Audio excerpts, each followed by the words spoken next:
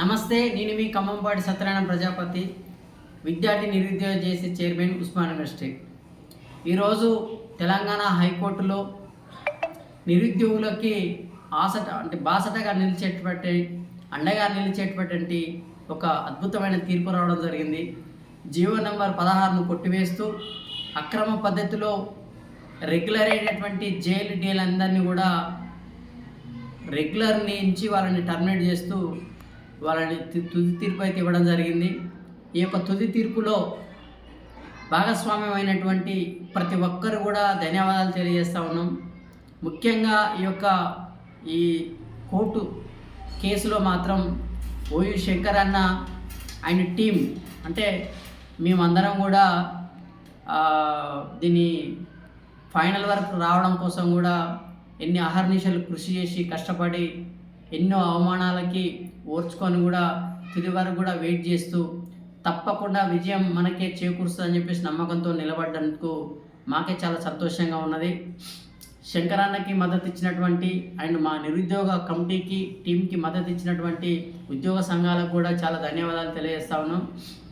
మే 4వ తారీఖు అనుకుంటా కోర్టులో ఏమని తీర్పు వచ్చిందంటే ఇది ఫైనల్ జడ్జిమెంట్కి అనుగుణంగానే ఉండాలి, ఇది చేయకూడదని చెప్పేసి మే 4వ తారీఖు పొద్దుగాల 10:30కి తీర్పు వస్తే వీళ్ళు హైయర్ ఎడ్యుకేషన్ వాళ్ళు ఏం చేశారంటే మే 4వ తారీఖు నాడు సాయంత్రం నైటు ఈ రెగ్యులర్ అవుతున్నట్టు ముందు డేట్ వేసి రెగ్యులర్ అయినట్టుగా కాపీలు తయారు చేస్తూ ఉంటే ఆ ఆర్డరు అయితే జడ్జిమెంట్ కాపీ ఇట్లా వచ్చిందని చెప్పే ప్రయత్నంలో మేము ప్రయత్నం చేస్తే అడ్డుకున్నారు.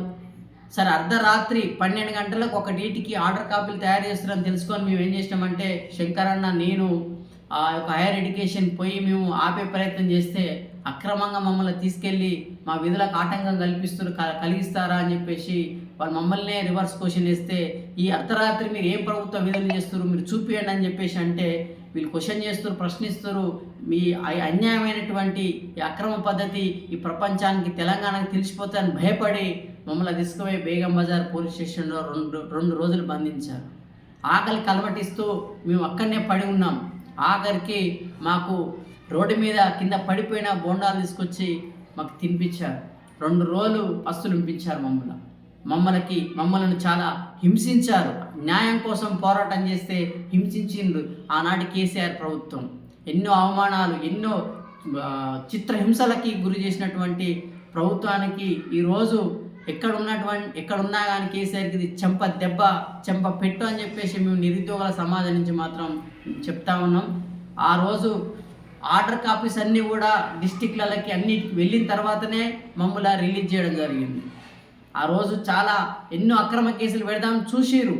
అంతకుముందు చాలా ఉన్నప్పటికీ కూడా ఇది మళ్ళీ మాకే థ్రెట్ అవుతుందని చెప్పేసి ఎవిడెన్స్ అవుతుందని చెప్పేసి భయపడి మమ్మల్ని అన్యాయంగా స్టేషన్లో 2 రోజులు ఉంచి మమ్మల్ని విడుదల చేయడం జరిగింది.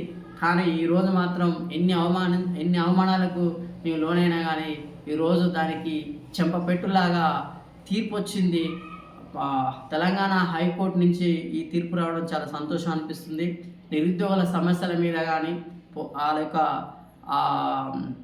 ఉద్యోగాలు రావాలి, ఇవి అన్నిటిని కూడా ఖాళీలన్నీ చూపిస్తూ నోటిఫికేషన్లు వచ్చి భర్తీ అయితే అందరూ కూడా ఎగ్జామ్ రాసుకొని రిక్రూట్ అయితే అందరికీ అవకాశాలు వస్తాయని చెప్పేసి అంబేద్కర్ చెప్పిండు. దాని ప్రకారమే రిక్రూట్ చేయాలని చెప్పేసి మేము ఎంతో విజ్ఞప్తులు చేశాం.